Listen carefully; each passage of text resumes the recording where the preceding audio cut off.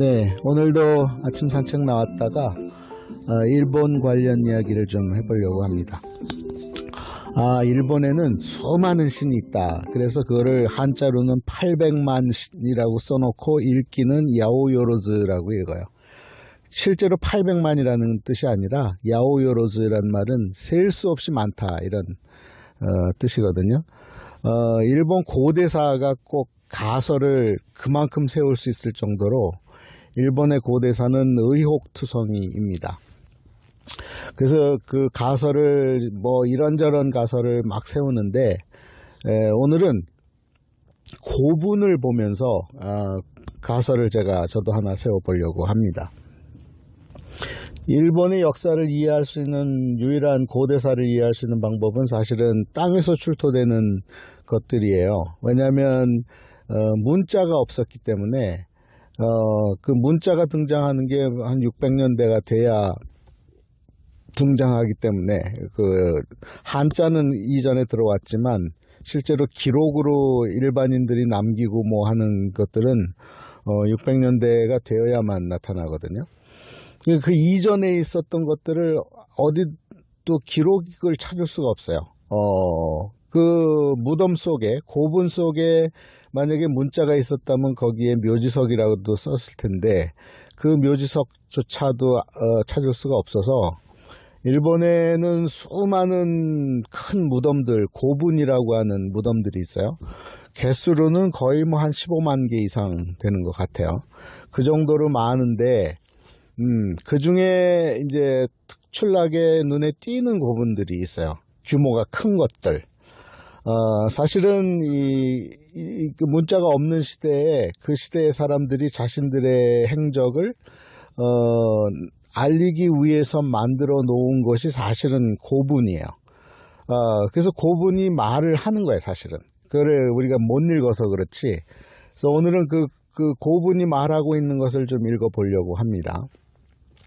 자, 일본이라는 국가의 시작점에는 우리 조상들이 있었다. 한반도 북부에서 내려온 부여에서 시작되고 고구려 백제로 이어지면서 바다 건너서 일본 열도 땅에도 그 한반도 북쪽에 살았던 이들의 후손들이 일본 열도에 가서 살아서 이 예맥 쪽의 이 일원들이 상당수 일본에 이제 살기는 했는데 그냥 그 유민으로 하층민으로 산 게 아니라 통치 세력으로 살았다는 거죠. 지배자로서 살았다 이 말이에요. 그러니까 이 고분군들도 보면 우리는 이제 멀리 떨어져 있으니까 남의 나라 이야기니까 그냥 그 나라 사람이려니 하지만 사실은 그게 연결이 돼 있어요. 바다를 건너서 한반도에서 건너가서 일본 열도 땅을 개척했던 우리 조상들의 고분들이라는 거죠. 그래서 그런 가정하에 이제 큰 고분들만 보면 일단 먼저 살았던 곳이 이제 규슈이다 보니까 규슈에도 많은 고분이 있지만 비교가 안 될 정도로 큰 고분은 어디서 나타나냐면 지금의 오사카 나라 이쪽에서 발견돼요. 특히 오사카 진입할 때 보면 간사이 공항에서 이 오사카 시내로 가는 중간에 사카이라는 곳이 있어요. 그 사카이시의 큰 대로변에 이 모즈 고분군이라고 하는 일본 사람들은 그걸 인도광릉이라고 해놓고 나이센 고분이라고도 호칭을 합니다. 그 인도광릉이라고 명명은 했지만 그게 사실인지는 알 수가 없어요. 그러니까 그냥 저는 나이센 고분이라고 칭하겠습니다. 이 나이센 고분은 얼마나 크냐면 세계 3대 무덤 중에 하나예요.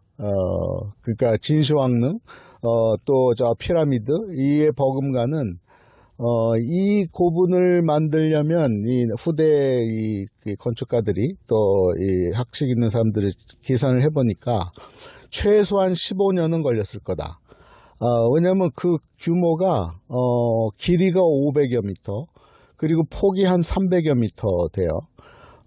그리고 그 안에 그 해자 비슷하게 이제 이 물로 테두리를 2번이나 두르고 안에 이제 각종 묘를 해놨는데 그래서 15년 걸려서 제작할 만큼 큰 고분을 그 당시가 언제냐면은 추정하기를 400년대 초반, 300년대 말 400년대 초반일 것이다. 이렇게 이제 추정을 하는 거죠. 그래서 그거를 사료를 갖고 이제 추적을 하면, 누구에 해당되는가, 제 가설은 그 다이센 고분의 주인공은, 백제의 근초고왕의 능이다. 저는 그렇게 봅니다. 근초고왕의 능이다. 자, 근초고왕이 일본 역사서에 등장해요. 일본 역사서에 속고왕으로 등장하는데, 이 일본 역사에서 이제 아주 유명한 호걸이 하나 있어요. 그 이름하여 야마토 타케루라고 하는 인물이 있었어요. 기록에. 야마토 타케루의 행적이 얼마나 컸냐 하면, 오사카 지방뿐만 아니라 오사카 동북부 지방, 저쪽, 이제 지금의 동경에 해당될 수 있는 이 북쪽 지방도 정벌을 하고, 그리고 무엇보다도 이 큐슈를 토벌을 해요. 큐슈를 완전히 이제, 지배하에 두는 토벌을 하게 되는데, 그 시작점에 누가 있냐면 야마토 다케루가 있어요. 근데 이 야마토 다케루를 일본 사람들은 어떻게 기록하냐면은, 일본의 그 나라 지방에 가면, 경행왕릉이라는 곳이 있어요. 경행천왕릉. 그 경행왕의 아들이다. 이렇게 기록을 해놓고 있습니다. 야마토 다케루를. 그런데 왕은 되지 못했다. 이렇게 돼 있어요. 그 시기가 언제냐면, 일본 서기나 이런 기록은 역사가 조작되었으니까 그걸 보지 말고 우리가 알고 있는 상식선에서의 시점을 보면, 근초고왕이 활약한 시기가 300년대거든요. 300년대 중반, 후반부까지 가죠. 우리가 역사에서 배운 거는 이제 한반도 내에서만 알고 있는 거는, 고국원왕이 이제 내려왔다가 결국 근초고왕 그 아들 근구수 등에 의해서 이제 전사하게 되는 큰 사건이 발생을 해요. 그러니까 근초고왕 때에 평양성까지 진입을 한 거예요. 그 영토가 확장이 되는, 그러니까 반도에서 백제 시대에 있어서 가장 큰 왕 중에 하나가 근초고왕이에요. 근데 이 시기는 언제냐면 369년, 이 언제래요. 360년대 그리고 370년대 초반. 이 근초고왕은 원래 이름은 초고왕에서 온 거예요. 그의 아들은 근구수왕인데, 근구수왕도 구수왕에서 가져온 거예요. 그러니까 초고왕과 구수왕이 이미 백제 왕들의 계보의 초반부에 있어요. 거기다가 앞에다 근만 붙인 거예요. 근, 가까울 근자를 쓰지만 이게 한글이에요. 큰 초고왕이에요. 크다는 뜻입니다. 그래서 큰 초고왕, 큰 구수왕 이렇게 발음하는 게 맞아요. 왜 가까울 근을 큰이라고 어떻게 그것을 입증할 수 있느냐고요. 일본에 가면 일본에서 제일 큰 호수가 하나 있어요. 그 호수의 이름을 뭐라 그러냐면 비와호라 그래요. 비와호의 지명 중에 오미라는 지명이, 그 지역은 다 오미라 그래요. 근데 오미가 무슨 뜻이냐면, 한자로 어떻게 쓰냐면 가까울 근자에다가 물, 그러니까 바다, 강할 때 강자를 써요. 그리고 그걸 읽기로는 오미라고 읽어요. 가까울 근자를 오로 읽는 경우는 없죠. 오로 읽을 수 있는 거는 큰 대자나 마늘 다자를 오로 읽어요. 그래서 큰 물 이 뜻이에요, 사실은. 큰 물. 그러니까 오미의 뜻은 큰 물이라는 뜻이고, 그 근자는 크다는 뜻이라 이 말이에요. 그런 마찬가지로 이 근초고왕은 큰 초고왕이고, 근구수왕도 큰 구수왕. 나중에 계로왕이 이제 계루왕이라는 이제 왕이 초반부에 있지만, 나중에 계로왕이 또 생겨요. 백제의 왕 중에. 그걸 또 일본에서는 근계루왕이라고 또 발음을 해요. 큰 계루왕, 크다 이거죠. 그래서 이 근초고왕의 뜻은 큰 초고왕인데, 이가 한반도에서 활약한 시기는 350, 60년대지만 그때가 이미 나이가 한 40대 이후예요. 그러면 이 40대 이전까지의 그의 행적이 역사에서 지워져 있습니다. 역사에서 한 20여 년간의 행적이 지워져 있는데, 그 기간 동안에 저는 이제 보기를 이 근초고왕이 일본 열도 땅에서 야마토 다케루를 활약을 했다. 그래서 일본을 평정해 나가는 초반부에 백제의 왕인 근초고왕이 있었다. 일본 땅을 평정했다는 거죠. 그리고 이제 한반도로 넘어가서 이제 고구려를 침공을 하고 평양성까지 올라가는 큰 공적을 세웠고, 그리고 이제 300년대 후반부에 이제 370년대쯤 되면 사망을 하는 것으로 나와요. 그리고 이제 그 다음에 누가 등장하냐면 이 고구관왕이 자기 아버지, 그러니까 누구냐면 광개토 대왕의 아버지예요. 아버지, 할아버지에 해당돼요. 광개토 대왕이 이제 복수전을 하는 거예요. 369년에 근초고왕이 이 평양성으로 갔다 그러면 396년에는 반대로 광개토 대왕이 밀고 내려옵니다. 내려와서 한반도 전체를 초토화시키는 사건이 발생을 해요.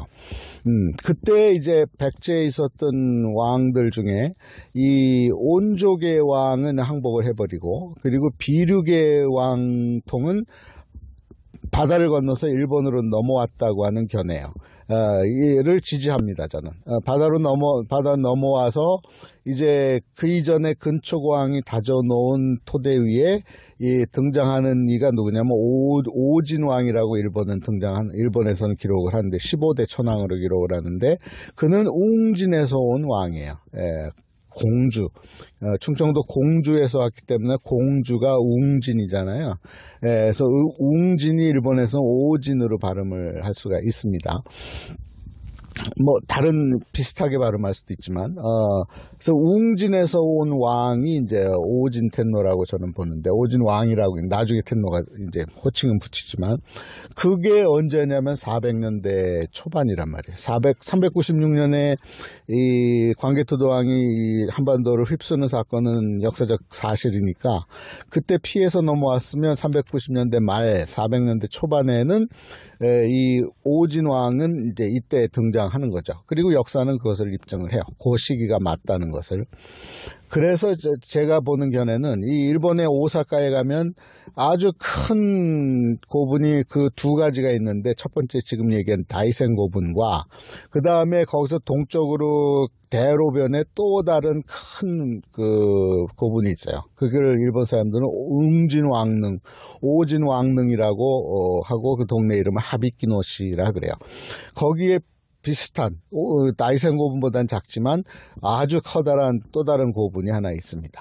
이 두 가지를 이제 상관성을 갖고 얘기를 하는 건데, 이 야마토 다케루의 손자가 누구냐면 오진왕으로 일본에서는 기록을 해요. 다시 말해서 근초고왕의 손자뻘에 해당되는 한반도에서 넘어온 웅진왕, 오진왕, 15대 천왕이 그 근초고왕의 무덤을 아주 대대적으로 무려 15년 이상에 걸쳐서 바로 이 사카이시에다가 조성을 했다는 거죠. 그러니까 그 근초고왕이 죽자마자 그 무덤을 만든 게 아니라, 이 한반도에서 넘어와서 열도에서 보니까 이 왕권의 강화가 필요했기 때문에 일종의 지금으로 얘기하면 기념사업회죠. 조상의 묘를 크게 짓는 사업을 한 거야. 15년에 걸쳐서. 그래서 제가 보는 견해는 일본에 와서 일본을 이제 다스리기 시작하는 일본에서 말하는 오진왕, 한반도 공주에서 온 웅진왕, 호무다 와케라고 하는 그 인물이 이 사카이시에다가 이 다이센 고분을 조성을 했다. 그리고 그 다이센 고분의 주인장은 근초고왕이다. 자기의 할아버지 때에 해당되는 인물이에요. 그러면 시기적으로 보면 일본 역사에 보면 오진왕의 할아버지인 야마토 다케루에 해당되는 인물이죠. 그 야마토 다케루는 근초고왕으로 저는 보는 거고, 그래서 이 다이센 고분의 주인장은 근초고왕으로 보는 거예요. 그러니까 고분을 볼 때 고분 자기 무덤을 자기가 만드는 경우는 드물죠. 후대에서 만드는 거죠. 보통은 아들이 만들고, 늦어지면 손자지만 거의 아들 때 이제 만드는데, 이 경우는 조금 늦어져서 대형 고분으로 만드는 사업이기 때문에 시간이 오래 걸려서 웅진왕이 이제 그때 만들었다. 언제 만들었는가? 400년대 초반에 만들었다. 이렇게 보는 거죠. 400년대 초반에. 그리고 이제 웅진왕도 이제 죽게 돼요. 오진텐노도 죽은 다음에 거기 왕릉을 해놨는데, 그럼 그거는 누가 만들었을까? 자, 오진텐노 다음에 이제 큰 왕이 누구냐면 이제 오진왕 때가 이제 일본의 이왕조 시기의 시작이에요. 이제 삼왕조가 시작이 돼요. 삼왕조가 누구냐면 계체왕이에요. 26대 왕입니다. 일본에서는. 계체왕인데 이 계체왕이 등장하는 것이 507년의 왕으로 등장을 해요. 그런데 그 사이에 누가 있냐면 그 계체왕을 또 한반도에 지금 공주의 감 송산이고분의 이제 무령왕을 그리고 무령왕의 형제인 동성왕 등의 아버지격에 해당되는 인물이 누구냐면 곤지라고 하는 아주 중요한 인물이 있어요. 이 곤지가 누구냐면 이 계로왕을 형으로 두고 아버지는 비유왕이에요. 비유왕의 아들들인데 이 곤지가 중국으로부터 자현왕의 책봉을 받고 일본으로 넘어와서 일본을 다스리기 시작하는 시기가 450년대부터 시작이 됐다고 봐요. 그리고 정확한 이제 기록에 남는 것은 곤지왕의 행적이 기록에 남는 것은 461년이에요. 461년에 곤지왕이 한반도에 가서 백제에 가서 형인 계로왕에게서 형의 부인인 이 규리 부인을 받고 부인을 허락을 받아서 그녀를 데리고 이제 일본 열도 땅으로 이제 공립받기 위해서 오는 거예요. 그러니까 만인에게 이제 인정받기 위해서 왕실의 이 왕후를 데리고 이제 일본 열도 땅으로 오다가 낳은 아들이 이제 무령왕이거든요. 그 얘기는 이 곤지는 450년대, 60년대 일본 땅을 다스리고 있었다는 뜻이에요.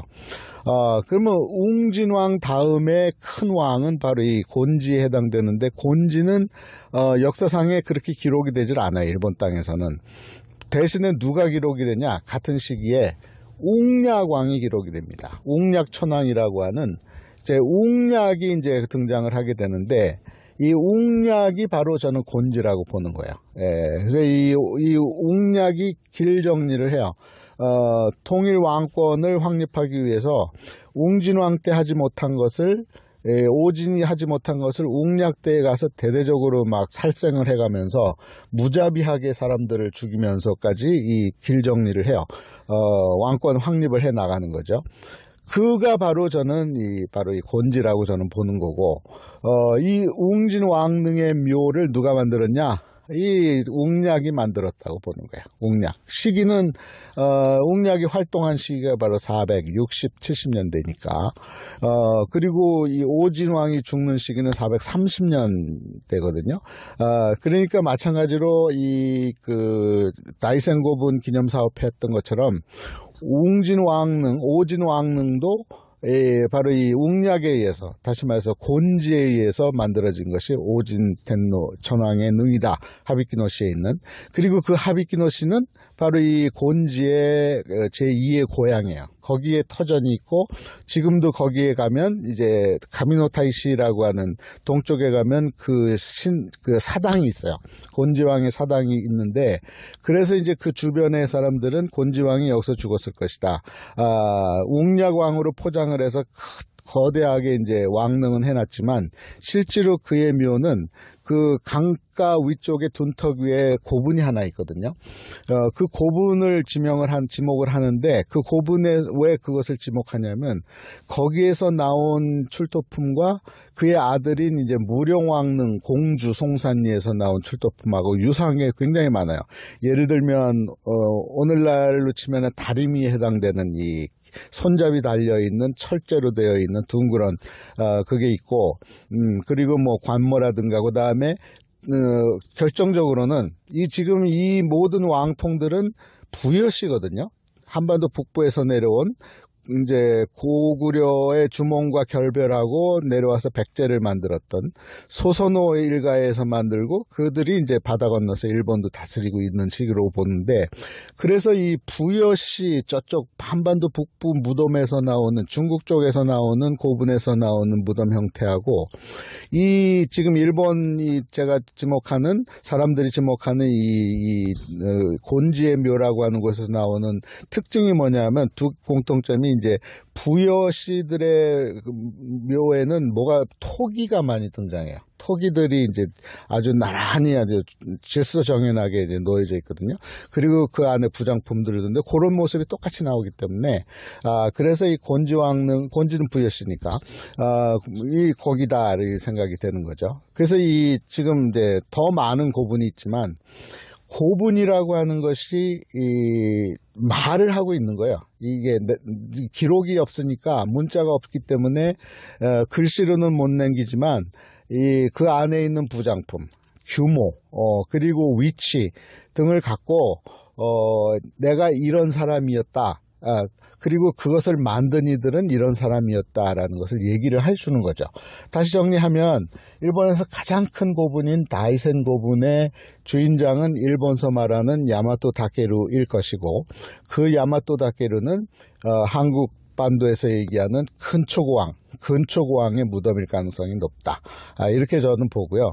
그리고 이후에 그 다음에 큰 왕릉인 오진 왕릉 하비키노시에 있는 것은 390년대 말 400년대 초에 한반도에서 광개토 대왕의 그것을 피해서 넘어온 백제 왕통의 무덤이다.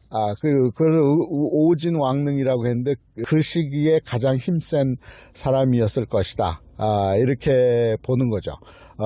그리고 이후에 등장하는 유략근은 웅략은 바로 곤지일 것이다. 일본 오사카 지역에서 발견된 그 큰 고분 왕릉을 얘기를 한 건데 한 가지 더 있어요. 한반도에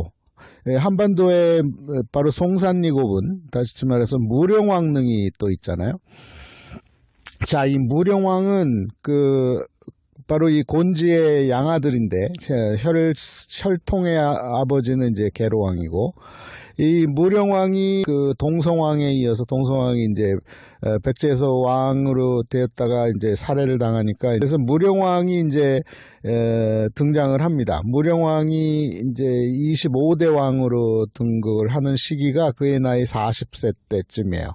그리고 그는 20여 년간 통치하고 죽죠. 그러니까 523년, 2-3년경에 이제 죽습니다.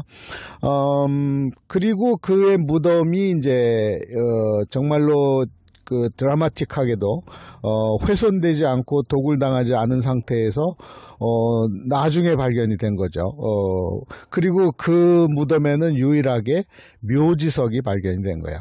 다시 말해서 500년대가 되면 이제 그 일본 열도 땅에도 그렇고 한반도는 뭐 벌써 먼저 이제 한자도 들어왔고 또 불교도 들어오고 이런 상태이기 때문에 문자가 기록이 점점 남는 시대예요. 그래서 이 무령왕릉에서 유일하게 묘지석이 발견이 됐는데 거기에 이제 기록들에서 이 왕의 주인공이 바로 무령왕이다라는 인정을 할 수밖에 없는 기록이 완벽한 증거가 나오니까 이제 확신을 할 수밖에 없는 거죠. 근데 재미있는 것은 그 무령왕이 곤지에 의해서 이제 양자 입적되어서 이제 자랐는데 그래서 그가 40세쯤 되었을 때에 이제 백제에서 왕이 되지만 그 이전의 행적 또한 이 근초고왕처럼 참 묘연합니다. 근데 그것까지는 이제 저도 잘 모르겠으니까 단지 그가 죽고 난 다음에 무령왕릉의 무덤의 그 나무관인데 그 나무관을 감싸고 있었던 목곽이 있어요.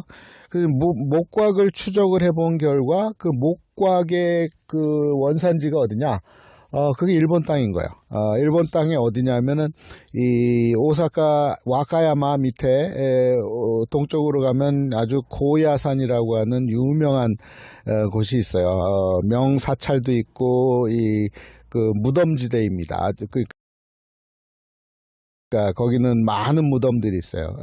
그런데 거기에는 나무들이 무슨 나무가 있냐면 히노키 뭐 이런 측백나무, 편백나무과도 많지만 뭐가 많냐면요. 금송이 많아요. 그래서 그 금송을 봄이 되면은 그 새로 나오는 금송을 사러 가는 사람들이 상당히 있는데, 이 금송이 관으로 쓰기에 너무 고급품인데, 이것이 바로 이 무령왕릉 목광이 바로 이 금송인 거예요. 그 얘기는 무슨 얘기냐면, 그때 일본의 왕은 누구냐면은 그의 형제에 해당되는 계체왕이란 말이죠. 곤지왕이 양자 입적을 시켰으니까, 이 계체왕 때에 이 곤지가 이제 아버지고, 무령왕이 이제 형제로 이제 일본 한반도에서는 백제 25대 왕으로 있고, 이 계체는 26대 왕으로 있는 거예요. 근데 이제 520년대 초반에 무령왕이 죽으니까, 아마도 이 계체왕이 자기 형제인 무령왕의 무덤에 쓰라고 바로 이 금송을 백제 땅으로 보내지 않았을까라고 하는 추정이 굉장히 얼마든지 가능해집니다. 왜냐하면 둘은 가족 관계이기 때문에. 그리고 이 무령왕릉은 그럼 누가 조성했을까? 본인이 조성하는 경우가 없다 그랬잖아요. 그리고 그때는 기록이 너무너무 이제 상세히 나와요. 한 3년 정도 있다가 왕릉을 조성했다라는 기록이 나오는데, 그 3년 동안의 제사를 지낸 곳도 이제 출토가 되었으니까. 그러니까 이 무령왕릉이 조성된 시기는 520년대 중반이나 되어야 되는데, 그때 일본의 왕을 계체니까 계체왕이 보내준 금송으로 이 무령왕릉은 조성이 되었다. 이렇게 보는 거죠. 그걸 바탕으로 이 일본 땅에 있었던 왕과 열도 땅에 있었던 왕은 이 형제지간, 사촌지간, 이제 8촌지간 이렇게 되는 거예요. 그러니까 그래서 제가 얘기하기를, 이 삼왕조 시대에는 일본과 한반도는 원 네이션 투 스테이트 체제다. 한민족이, 부여민족이, 씨족은 부여씨예요. 근초고왕의 부여의 이름은 부여구, 여구잖아요. 그 아들은 여수, 이렇게 여씨로 계속 이어지는데, 그래서 그 부여씨가 계속 왕통이 이어져서 지금까지도 일본 황실의 족보에는 바로 이 백제계 왕실이 계속 이어지고 있다고 하는 얘기는 근거가 없는 얘기가 아니라는 거죠. 어쨌든 무령왕릉의 무덤은 성왕, 그의 아들인 성왕이 조성을 했고, 이 고야산에 있었던 금송을 이제 계체가 보내준 것을 이 성왕이 받아서 무령왕릉 조성에 사용을 했다.